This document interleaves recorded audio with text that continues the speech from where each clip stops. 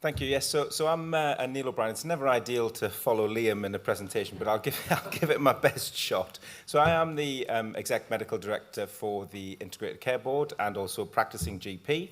And I'm here to maybe just talk a little bit about why smoking still matters. It should be an easy sell in this room. And the kind of things that we're doing as an ICB currently to try and reduce smoking incidents in the North East of North Cumbria.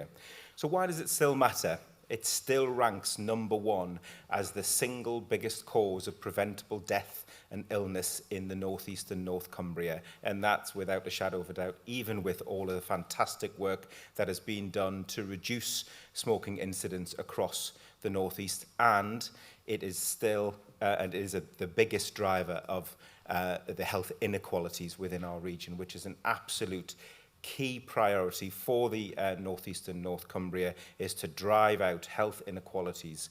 So focusing on this agenda is an absolute must in what we are doing. I've been doing quite a lot of thinking and work over the last few weeks and months about developing a clinical strategy, a condition strategy for the North East and North Cumbria. Where can we, as an NHS, have the greatest impact in improving the health of our population? And smoking runs through all of those conditions. So it's of absolute strategic importance that we focus on it. But great work has been done. I'll not focus too long on this. There has been a reduction in smoking. We're down to near the national average with a great ambition to go further, and the NHS is ready to stand shoulder to shoulder with our other partners in achieving the ambition of 5% by 2030. If you're going to read one of the slides in the pack, this is the one that I'd like you to focus on. Core 20+5 is the national programme to reduce health inequalities within populations. And I like the approach in that it's quite specific and action-focused. And along the bottom are the areas for adults for the Core 20+5. The top box really talks about that the difference in incidence of smoking within those who are in the more deprived population, and therefore the disproportionate impact that has. The Core 20 refers to those who live in the 20% most deprived populations. Then there is the plus populations, which are areas of our local populations that maybe will not be picked up just by deprivation, but have a specific health need. And look at the incidence of smoking in the homeless population, 77%, in those who enter the prison population with mental health disorders. We must focus on these, this plus population, if you like, as a shorthand term, to try and achieve our goal of reducing health inequalities and getting to 5%. In maternity, the smoking is a leading modifiable risk factor for poor birth outcomes. Mental health incidence, 42% of people with a severe mental illness are smokers. And there's some great pilot work going on within our communities to really try and offer intervention to reduce smoking incidence in that population. Chronic respiratory illness, early cancer diagnosis, hypertension. I don't need to describe the impact smoking has on these. So why it still matters? I think we need to view it as a chronic long-term condition. And I'm still practicing as a GP, and I was driving down here thinking, okay, in the last month, how many times have I advised someone to stop smoking? And I'm ashamed to say it was probably only a couple of times. And the reason for that is where general practice is under the cosh. It is very, very, very busy, and it's not at the forefront of our minds. And I'm ashamed to say that in the role that I do. So if I'm feeling that, then I think there's something that we need to do to re-engage frontline clinicians in that brief intervention, which I think could really, really help. That's something we can do within the NHS. And I really do want to commend the work of the tobacco treatment teams. They are focused in the areas that matter. They are focused in promoting quitting smoking when people have contact with health services, which we know is a great opportunity in order to do that. But there is more we can do. That there always is, and certainly as an NHS we're committed to do that.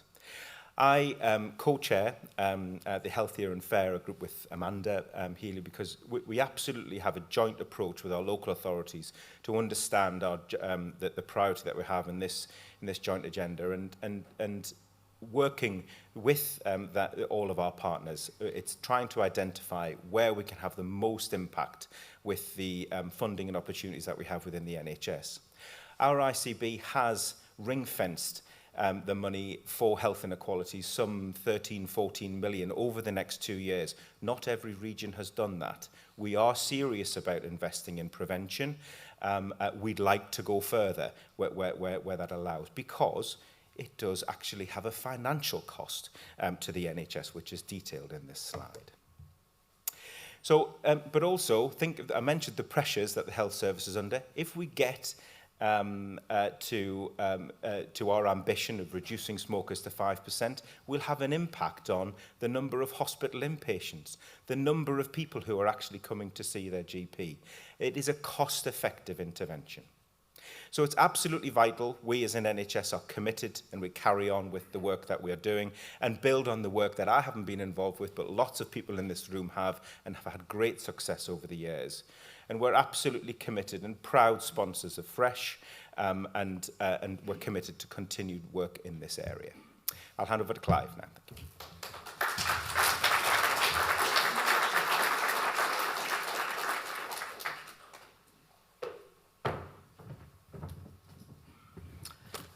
And welcome everybody to Middlesbrough, our wonderful town of Middlesbrough that's going to celebrate its bicentennial in a couple of years' time. So a fantastic place to be, and obviously a town that's been through good times and bad, and at the moment we're working on the more recovery phase of Middlesbrough and getting it back to where it should be. So, but you're very welcome here anyway.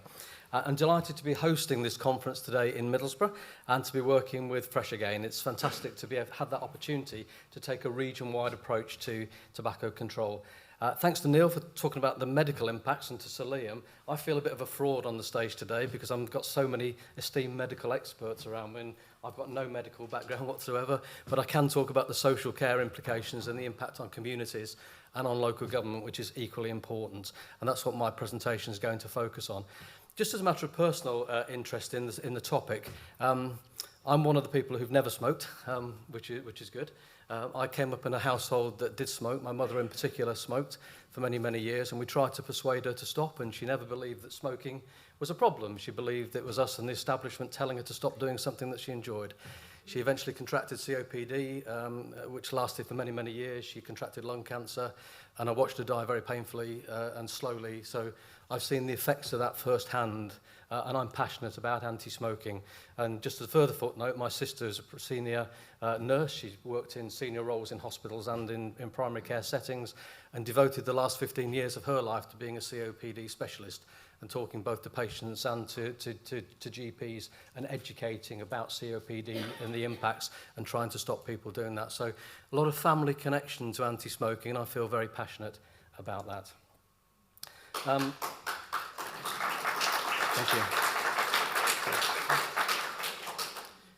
Smoking in Middlesbrough. This is the same chart that Neil showed, except with Middlesbrough overlain on the top of it. So what you can see is there that the trend is downwards, including in Middlesbrough, but that trend in Middlesbrough still remains high, even above the regional area. In fact, back in 2011, we were 27% above the national average. We're now 30% above the national average. So although we're falling, we're actually not falling as fast. And you can see there's been a rise in the past couple of years, which I'm trying to look at. And I've asked Mark Adams, our excellent public health director, to look at our public health strategy to make sure we've got sufficient targeting of resources in this area. But you can see very clearly what's happening in that area and how that's impacting on us. If we look at on a more ward-by-ward basis, you can see some quite worrying trends in that ward-by-ward basis. with a normalised index of 100 at the bottom there that you can see. Some of our wards are very definitely in the red. And one of our wards, there, Bramble and Thorntree, towards the top, with a number of 589, nearly 6 times the incidence of emergency hospital admissions for COPD, nearly 6 times the national average. And that flows through then into the incidence of lung cancer. So what worries me when I look at that trend is all the reds at the top, and what we're doing in those particular wards and areas, and how do we make sure we've got more equality across Middlesbrough as a whole. So our ability to support our residents is really critical. We've got those high pockets of deprivation, and as Sir Liam said, there's definitely a link to deprivation with smoking. But in Middlesbrough, we see that play out in a number of areas as well. Very high levels of antisocial behaviour, very high levels of health inequality, of financial inequality, but also as well high crime rates as well on almost every crime measure in Middlesbrough. We're on the sort of worst decile for every one of them. So we've got real social problems that come from deprivation, and smoking is playing out as one of them that's causing us some real problems as well. So that link between deprivation and smoking is critical, and we have to continue to work on that and continue to have a focus. Across Teesside, social care costs due to smoking are estimated to cost around £15.3 million on the adult social care budget, both in terms of residential care and domiciliary care. That's a lot of public money which is going to support this. And that means the demand on health services and social care services is critical. And the partnership working between the ICS and between the local authorities is also a really important thing that we need to continue to work on. And adults who smoke more are going to have more long-term health problems, and that's going to feed more into the adult health budget for us and real problems. And it has a high impact, of course, on family members as well, who have to care for those individuals, and to the economy in terms of the cost of smoking overall. But I think that's quite a staggering number, and particularly that number as well of 14,000 smoking-related ill health, having friends and family providing for and caring for people. So these are worrying statistics that are not going in the right direction at the moment. And on productivity in the region, it's estimated that across Teesside, again, the impact of smoking on productivity is some 200 million, in excess of £200 million, from lost earnings, from smoking-related unemployment, and from early deaths. So this is having a big economic impact, and that impacts on all of the services that a local authority does. And in addition, of course, there are environmental impacts on there as well. Litter caused by cigarette smoking butts is still the most littered thing that we pick up all the time. So something like 7 million butts a year are picked up, and that's a lot of resource going into that on the environmental side. Fires, particularly when we've got the North York Moors right on the doorstep, fires caused by throwing away cigarette butts costing £2.5 million. And illicit tobacco as well. We have a real problem in Middlesbrough because of the deprivation levels and the poverty with illicit tobacco and the risk that brings. We simply don't know what's in those things, quite frankly. And we've got a very good trading standards team that try to enforce, but nonetheless, it's still an ongoing problem within Middlesbrough. So, moving forward, we can be positive. We have to be positive.